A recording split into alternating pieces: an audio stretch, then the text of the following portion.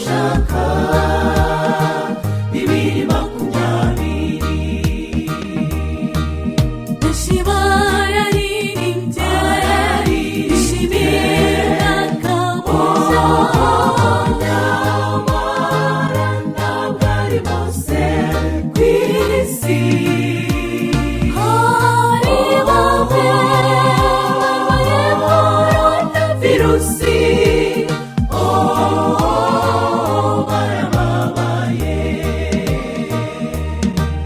nibukeye kabiri Isi isi yose yashegeshwa, nanjye no ntabikorwa habe namba. nandege mbese gahunda Ni mu rugo barababaye. Ni koko twarababaye bikomeye, ni ishyano isi yose twabonye ishyano. Nyamara hari n'ikindi dukwiye kureba neza, ukuboko k'Uwiteka kwaradufashe ntacyo turaba.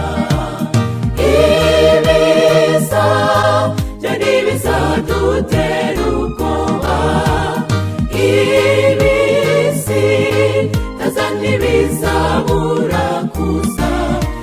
Ibitwibutsa ko Yesu ari hafi kugaruka, nazo byose azabikuraho, tuzaba mu mahoro iteka.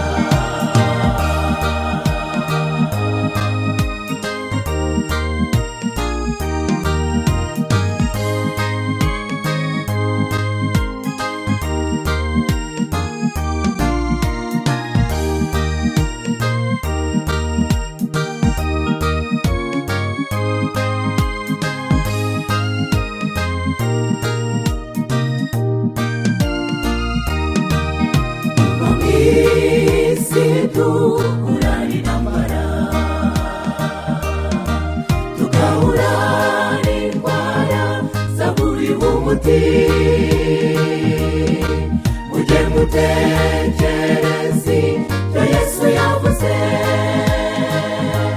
muri Matayo 24. yavuze ko ibyo bigomba kubaho, hazabaho inzara, ibyorezo n'ibishyitsi. Ibyo yavuze byose byamaze kuboneka, Yesu ari hafi, nyabuna muze twiboneze. Koko twarababaye bikomeye, ishyano isi yose twabonye ishyano. Nyamara hari n'ikindi dukwiye kureba neza, ukuboko k'Uwiteka kwaradufashe ntacyo turaba. Ibiza byo ntibizadutera ubwoba, ibisi taza ntibizabura kuza. Ibitwibutsa ko Yesu ari hafi kugaruka, nazo byose azabikuraho, tuzaba mu mahoro iteka. Ibiza byo ntibizadutera ubwoba, ibisi taza ntibizabura kuza.